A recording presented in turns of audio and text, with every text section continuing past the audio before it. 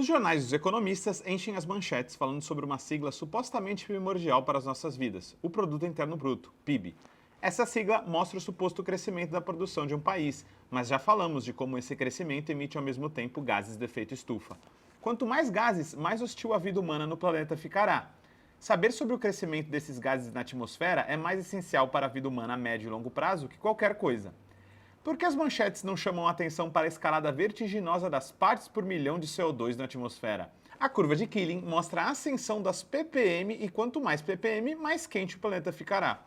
A sigla é central para entendermos se estamos rumando para um mundo, quem sabe, de 4 graus mais quente, onde a vida humana complexa estará ameaçada, ou se vamos estacionar nos atuais 425 ppm, talvez conseguindo nos manter em 1,5 graus de temperatura acima dos períodos pré-industriais. Por causa dos combustíveis fósseis, a cada ano adicionamos cerca de 2 ppm a essa concentração. Com 450 ppm, os 2 graus de aumento serão inevitáveis. O gelo do Ártico será extinto, o que vai gerar imensas ondas de calor mortíferas que matarão dezenas de milhares de pessoas pelo mundo, além do fato que o urso polar será extinto da face da Terra. Seremos nós os próximos?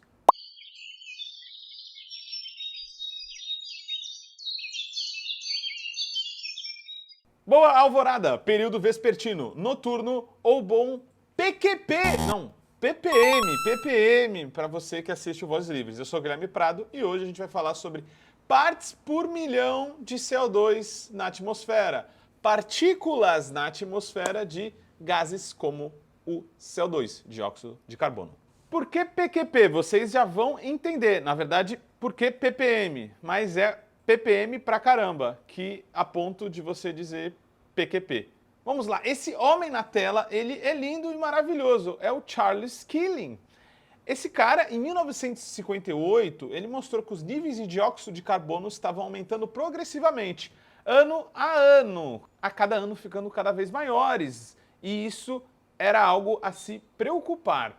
Ele usou esses dados para sistematizar o que ficou conhecido como a curva de Keeling, que é o nome dele. E é muito louco, né? Keeling, a gente vai ver que Keeling pode ser mortífero mesmo, cara. Meio assustador.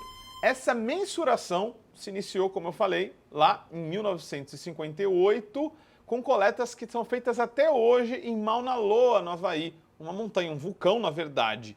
E aí vocês veem imagens dele, inclusive, em atividade, o que é meio sinistro. Elas foram iniciadas pelo Charles e continuadas até hoje pelo filho dele, o Ralph Keeling. Ralph Keeling, será que é Júnior? Não, não é, né? Aí seria Matador Júnior.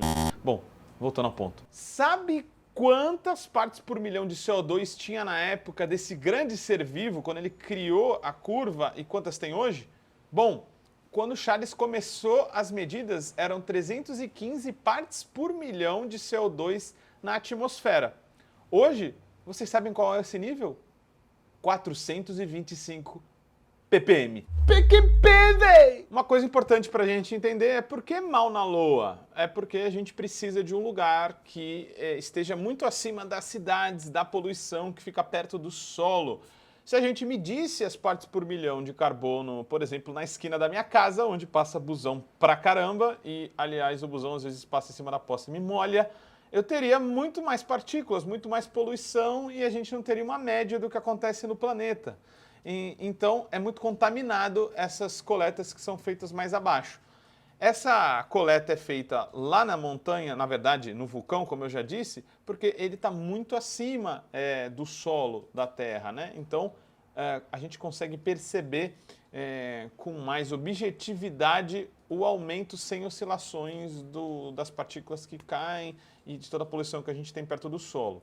Aí a gente vai para um dado fascinantemente escandaloso e que deixa a gente bem em choque. Na mensuração de 2013, a gente tem uma mensuração histórica. A gente, como planeta, principalmente como sistema capitalista, porque somos dominados por ele, chegamos a 400 ppm de CO2 na atmosfera. Algo jamais visto dentro do Holoceno. A era que, na verdade, a gente acabou de destruir, né? Pode até ver o nosso episódio sobre o Holoceno aí, só clicar na nossa lista. Para vocês terem uma noção de quando o Keeling começou a fazer a mensuração até hoje, de 1 ppm de crescimento por ano, a gente já está em 2. Então quer dizer que a gente está com mais intensidade colocando carbono na atmosfera. E como é isso é possível? Como isso é possível?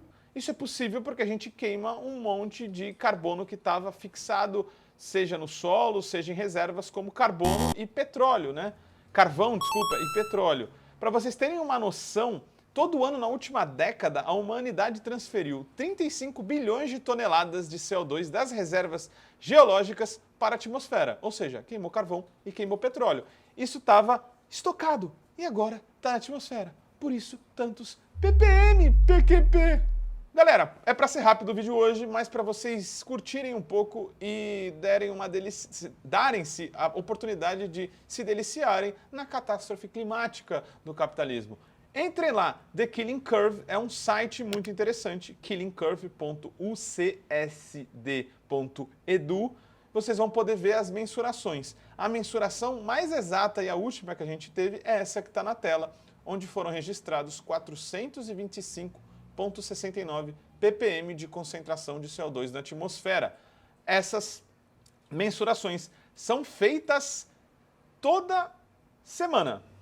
E vocês veem aí, essa foi feita ontem. Na verdade, hoje é dia 4, dia 3 foi feita essa mensuração.